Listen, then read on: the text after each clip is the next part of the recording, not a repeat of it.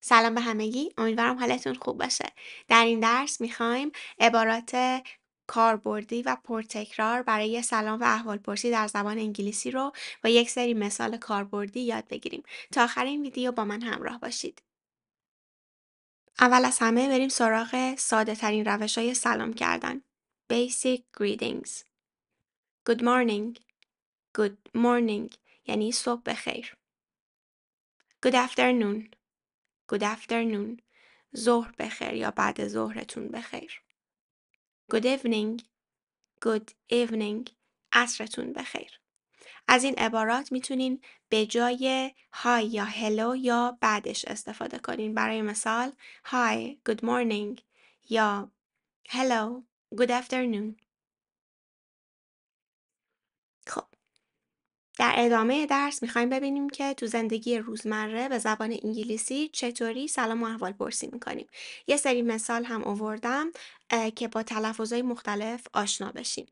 اولین مثال برای casual greeting یا همون سلام و احوال پرسی خودمونی هست. Hey there. Hey there. یعنی سلام. A simple and common way to say hi. یکی از ساده ترین راه ها برای گفتن سلام هست. Hey there یعنی سلام یا hey در زبان فارسی. ولی خب دوستانه هست. حالت بی‌ادبانه نداره. Oh, hey there, you two. Oh, hey there you too. Oh, hey there, you two. در واقع اینجا داره میگه سلام به شما دو نفر، سلام به هر دوتاتون. خیلی فرندلی و نچرال و اینفورمال هست، با کسی که خیلی راحتی میتونیم اینطوری سلام و احوال پرسی کنیم. در واقع این دو نفر رو داره اکنالج میکنه، داره میگه که من شما رو دیدم، سلام به دوتاتون. یه مثال دیگه از casual greeting. What's new? What's new? یعنی چه خبر؟ جدیداً چه خبر؟ What's new? So, what's new? So, what's new? So, what's new? So, what's new? یعنی خب چه خبر؟ جدیداً چه خبر؟ Long time no see. Long time no see. یعنی خیلی وقت ندیدمت. Long time no see. A long time no see. It's been a long time no see. A long time no see. A long time no see. It's been a long time no see. یعنی خیلی وقت ندیدمت. Have you been? Have you been? یعنی این مدت چطور بودی؟ حالت چطور بوده؟ اینجا have هست که به صورت مخفف نوشته شده. How have you been? Have you been? یعنی این مدت چطور بودی؟ حالت چطور بوده؟ Good to see you again. Good to see you again. یعنی خوبه که دوباره میبینمت. خوشحالم که دوباره میبینمت. Good to see you again. Oh, well, it's good to see you again, darling. Oh well, it's good to see you again, darling. Well, it's good to see you again, darling. حالا بریم سراغ سلام و احوالپرسی برای حالت رسمی تر. Formal greeting. Good to meet you. Good to meet you. یعنی خوشحالم که باتون ملاقات کردم. خوشحالم که دیدمتون. برای حالت رسمی تر استفاده میشه. Very good to meet you. Very good to meet you. یعنی خیلی خوشحالم که باتون ملاقات کردم. Very good to meet you. It's a pleasure to meet you. It's a pleasure to meet you. یعنی باعث افتخاره که ملاقاتتون کردم. ملاقاتتون باعث افتخار منه. It's another formal greeting. It's a pleasure to meet you. It's a pleasure to meet you too. It's a pleasure to meet you too. It's a pleasure to meet you too. It's a pleasure to meet you too. یعنی دیدن تو هم باعث افتخار منه. How do you do? How do you do? یعنی حالت چطوره؟ چیکار میکنی؟ How do you do, Miss Huberman? How do you do, Miss Huberman? یعنی خانم هیوبرمن حالتون چطوره؟ چی کار میکنین؟ How do you do همونطور که برای حالت رسمی استفاده میشه، برای حالت کژوال هم میتونه استفاده بشه. ولی خب اینجا میبینین که کاملا حالت رسمی داره. How do you do, Miss Huberman? It's nice to make your acquaintance. It's nice to make your acquaintance. یعنی از آشنایی با شما خوشحالم که با شما آشنا شدم. از آشنایی با شما خوشوقتم. acquaintance به معنی آشنایی هست. It's nice to make your acquaintance. It's nice to make your acquaintance. It's nice to make your acquaintance. خب حالا بریم سراغ راهایی که میتونیم باهاش خودمون رو معرفی کنیم. Introducing yourself. معرفی کردن خود. Introducing به معنی معرفی هست. برای مثال میتونیم بگیم My name is. برای مثال My name is Sarah. یعنی اسم من ساراست. همینطور میتونیم خیلی خلاصه بگیم I'm Sarah. I'm Sarah. من سارا هستم.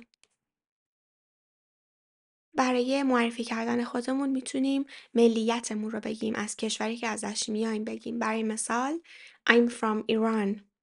I'm from Iran. یعنی من از ایران اومدم، اهل ایرانم. میتونیم سنمون رو بگیم. برای مثال I'm 17 years old. I'm 17 years old. یعنی من 17 سالمه. میتونیم شغلمون رو بگیم. اینا همه در راستای معرفی خودمون هست به زبان خیلی ساده. I work as a teacher. I work as a teacher. یعنی من به عنوان یه معلم کار میکنم. معلمم. I work as a teacher. I work as a decorator. برای مثال میبینین که اینجا میگه I work as a decorator. یعنی من به عنوان دکوراتور، کسی که کار دکوراسیون انجام میده، کار میکنم. I work as a decorator. حالا بریم سراغ عباراتی که استفاده میکنیم که در مورد کسی سوال بپرسیم. برای اینکه بخوایم باهاش بیشتر آشنا بشیم. Asking about someone. What's your name? What's your name? یعنی اسمت چیه؟ What is your name? What's your name? I'm sorry. What's your name again? I'm sorry. What's your name again? یعنی ببخشید. اسمت چی بود؟ میشه دوباره اسمتو بگی؟ I'm sorry. What's your name again? I'm sorry. What's your name again? اگه بخوایم از طرف مقابلمون بپرسیم که اهل کجاست، میتونیم بگیم Where are you from? Where are you from? Oh, hi, where are you from? Oh, hi. Where are you from? Oh, hi, where are you from? اگه بخوایم از حرفه و شغل طرف مقابلمون سوال کنیم، میتونیم بگیم What do you do? What do you do?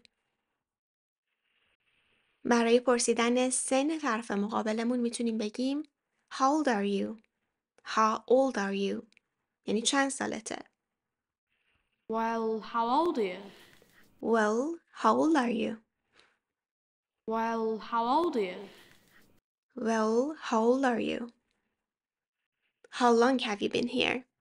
How long have you been here? یعنی چه مدته که اینجایی؟ برای موقعیت‌های مختلف میتونین استفاده کنین از این سوال. چه اگه مثلا وارد یک کار جدید شدین و میخواین از حالا دوستتون، همکارتون بپرسین که خب چه مدته اینجا کار میکنی؟ میتونین از این سوال استفاده کنین. یا مثلا میخواین بپرسین چه مدت تو این کشور یا شهر زندگی میکنی؟ یا همه موقعیت‌های مشابه این میتونین از این سوال استفاده کنین. So, how long have you been here? How long have you been here? So, how long have you been here? خب حالا بریم سراغ وقتی که میخوایم یک کس دیگه ای رو معرفی کنیم. Introducing someone else. برای مثال میخوایم بگیم که این آدمی که کنارتونه اسمش چیه؟ میتونیم با this is شروع کنیم. برای مثال this is Tom. یعنی این تامه. So this is Tom and this is Jerry. So this is Tom and this is Jerry. So this is Tom and this is Jerry. I'd like you to meet یعنی میخوام که با فلانی آشنا بشید. برای مثال I'd like you to meet Charlie یعنی دوست دارم که با چارلی آشنا بشید. این چارلیه. I'd like you to meet Charlie. I'd like you to meet Bobby Dorfman. Hi. I'd like you to meet Bobby Dorfman. I'd like you to meet Bobby Dorfman. Hi. یعنی دوست دارم که با بابی دورفمن آشنا بشی. همینطور برای مثال میتونیم بگیم Let me introduce you to یعنی بذار به فلانی معرفیت کنم. برای مثال Let me introduce you to Bobby. Let me introduce you to Bobby یعنی بذار اجازه بدین که به بابی معرفیتون کنم. Let me introduce you to Bob. Let me introduce you to Bob. Let me introduce you to Bob. Let me introduce you to Bob. یعنی اجازه بدین که به باب معرفیتون کنم. Have you met؟ یعنی با فلانی آشنا شدی؟ برای مثال Have you met Juliet؟ یعنی آیا جولیت رو دیدی؟ باهاش آشنا شدی؟ Have you met my granddaughter Lizzie? Have you met my granddaughter Lizzie؟ Have you met my granddaughter Lizzie? Have you met my granddaughter Lizzie؟ یعنی آیا با نوه من لیزی آشنا شدی؟ دیدیش؟ خب حالا بریم سراغ یک سری اصطلاحات مؤدبانه که میتونین تو آشنایی با طرف مقابلتون و سلام و احوالپرسی استفاده کنین. Polite expressions. It's nice to meet you. It's nice to meet you. یعنی از ملاقات باهاتون خوشحالم. این عبارت خیلی پرکاربرده برای وقتی که شما با یه نفر تازه آشنا شدین و بعد از آشنایی باهاش میخواین بگین که از ملاقاتش خوشوقتین. میتونین از It's nice to meet you استفاده کنین. It's nice to meet you. It's nice to meet you. It's nice to meet you. I've heard a lot about you. I've heard a lot about you. یعنی من در مورد تو خیلی شنیدم. برای مثال دوست شما اولین باره که شما رو میبینه ولی اگه بخواین مثلا بهش بگین که آره من درسته که تو رو اولین بار میبینم ولی دوستم اوردی چیزای خیلی خوبی در موردت بهم گفته. میتونین از این عبارت استفاده کنین. I've heard a lot about you. I've heard a lot about you. I've heard a lot about you. I've heard a lot about you. یعنی من در مورد تو خیلی شنیدم. I'm glad we finally met. I'm glad we finally met. یعنی خیلی خوشحالم که نهایتاً داریم همو میبینیم. این عبارت وقتی استفاده میشه که شما یک نفر رو already میشناسین. از قبل حالا یا باهاش چت کردین یا شنیدین در موردش از کسی و حالا وقتش شده که نهایتاً اون طرف رو دیدین. میتونین از این عبارت استفاده کنین. I'm glad we finally met. I'm glad we finally met. I'm glad we finally met. Thank you for your time. Thank you for your time. یعنی از وقتی که گذاشتین سپاسگزارم. Until then, we thank you for your time. Until then, we thank you for your time. یعنی تا اون موقع ما از وقتی که گذاشتین تشکر میکنیم. Until then, we thank you for your time. خب حالا بریم سراغ ending conversations. عباراتی که وقتی میخوایم خداحافظی کنیم یا مکالممون تموم شده میتونیم استفاده کنیم. Nice meeting you. Nice meeting you. یعنی خوشحالم که باهات ملاقات کردم. خوشحالم که دیدمت. اصولا وقتی که در انتهای مکالممون هستیم و داریم خداحافظی میکنیم میتونیم از این عبارت استفاده کنیم. Nice meeting you, Mr. Potter. Nice meeting you, Mr. Potter. Nice meeting you, Mr. Potter. I hope we meet again. I hope we meet again. یعنی امیدوارم که دوباره همو ببینیم. I hope we meet again. I hope we meet again. I hope we meet again. I hope we meet again. یعنی امیدوارم که دوباره همدیگر رو ببینیم. یه عبارت پرکاربرد دیگه take care. Take care یعنی مواظب خودت باش. Have a great day. Have a great day یعنی روز عالی داشته باشی، روز خیلی خوبی داشته باشی. You have a great day. Have a great day. You have a great day. See you soon. See you soon یعنی به زودی میبینمت. We'll see you soon. We'll see you soon. We'll see you soon. تا اینجای درس روش‌های مختلف رو یاد گرفتیم برای سلام و احوال پرسی و معرفی خودمون و دیگران به حالتهای رسمی و غیر رسمی و در اینجا در انتهای درس میخوایم یه مرور کلی و کوتاه کنیم به عبارات رایجی که باهاش میتونیم حال طرف مقابل رو بپرسیم و پاسخهای رایجی که میتونیم در جواب بدیم. از این عبارات برای پرسیدن حال طرف مقابل میتونیم استفاده کنیم. How are you? How are you? How are you doing? How are you doing? What's up? What's up? How's it going? How is it going? از این عبارات میتونیم در جواب چنین سوالاتی استفاده کنیم. I'm fine. Thank you. I'm fine. Thank you. یعنی من خوبم ممنون. I'm doing well. Thanks. I'm doing well. Thanks. Not bad. And you? Not bad. And you? یعنی بد نیستم. تو چطور؟ I'm good. How about you? I'm good. How about you? یعنی من خوبم. تو چطور؟ All good. Thank you. All good. Thank you. یعنی همه چیز خوبه. همه چیز مرتبه. متشکرم. Nice to see you. Nice to see you. یعنی از دیدنت خوشحال شدم. امیدوارم که از این درس استفاده برده باشین.